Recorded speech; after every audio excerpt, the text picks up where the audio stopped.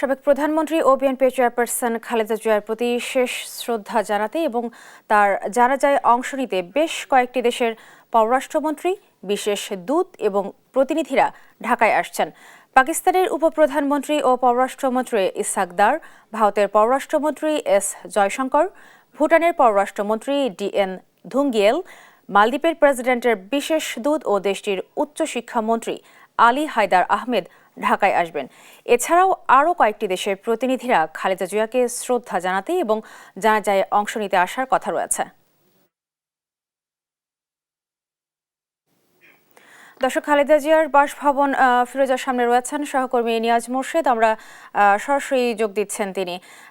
নিয়াজ, আপনি ফিরোজার সামনে কি পরিস্থিতি দেখছেন, আর খালেদা জিয়াকে শেষ বিদায় জানাতে স্বজনদের প্রস্তুতি কেমন দেখছেন, জানাবেন। ধন্যবাদ আপনাকে।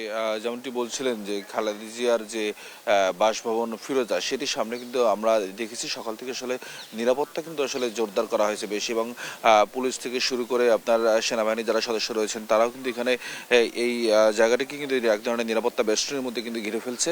এবং যদি বলি যে তার বাসভবনের যে ঢোকার যে প্রবেশ পথটি, সেটি কিন্তু আপনার ইতিমধ্যে কিন্তু আসলে আপনার জনসাধারণের জন্য প্রবেশ কিন্তু আসলে নিষিদ্ধ করে দেওয়া হয়েছে।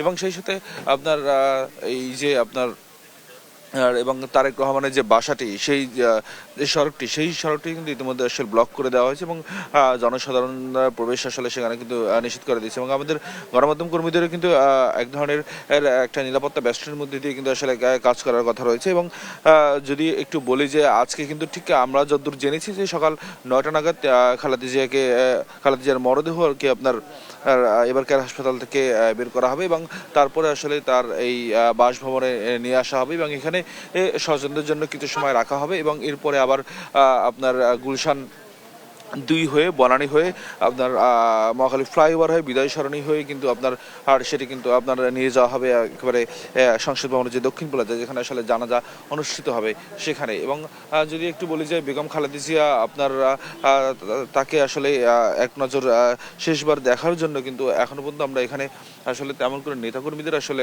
ভিড় আমরা এখনো দেখতে পাচ্ছি না। তবে যদি আরেকটু বলি যে আসলে কারণ এখানে কিছুটা নিরাপত্তা বলয় তৈরি করা হয়েছে, সেই কারণে আসলে নেতাকর্মীদের একটু এখানে প্রবেশে কিছুটা প্রতিবন্ধকতা আছে, সেই কারণেও হয়তো বা তারা এখানে এখন পর্যন্ত আসলে এসে ভিড় করেননি। এবং যদিও কিছু কিছু আশেপাশ থেকে এলাকার কিছু নেতাকর্মীরা আসলে তারা এখানে এসেছেন।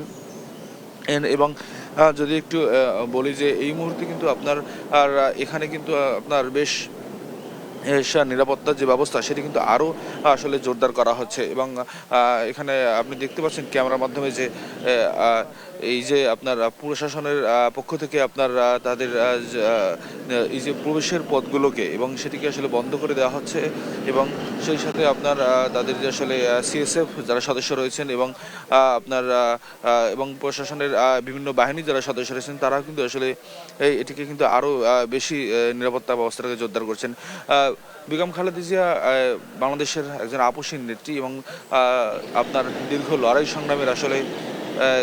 লড়াই সংগ্রামের পরে কিন্তু আপনার তারা এখানে আসলে তিনি কিন্তু আজকে এই আপসীন নেত্রী কিন্তু আসলে তিনি এই উপাধি পেয়েছেন। যদি একটু বলি, একজনের সাথে একটু কথা বলি, আপনি কোথা থেকে আসছেন? আমি শেরপুর জেলা থেকে আসছি। শেরপুর জেলা। এখানে আসলে কেন আসছেন? এখানে আসছি দেশনেত্রী বেগম খালেদা জিয়ার জানাজার নামাজের অংশগ্রহণ করতে আসছি। আপনারা কতজন আসছেন?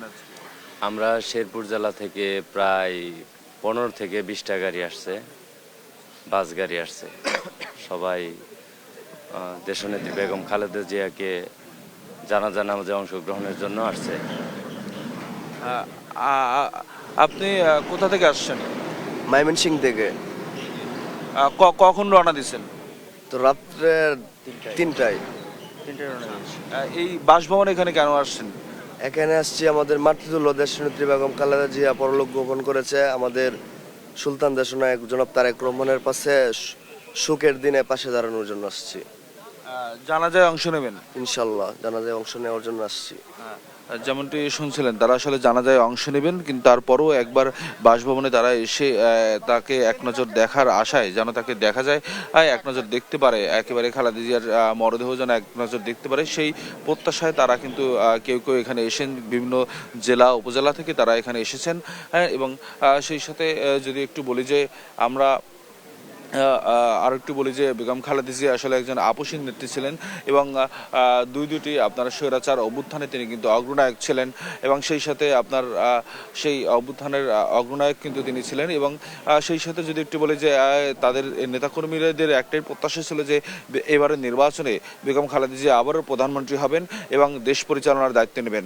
এই ছিল রাজধানীর গুলশান এলাকা থেকে আমার সর্বশেষ তথ্য।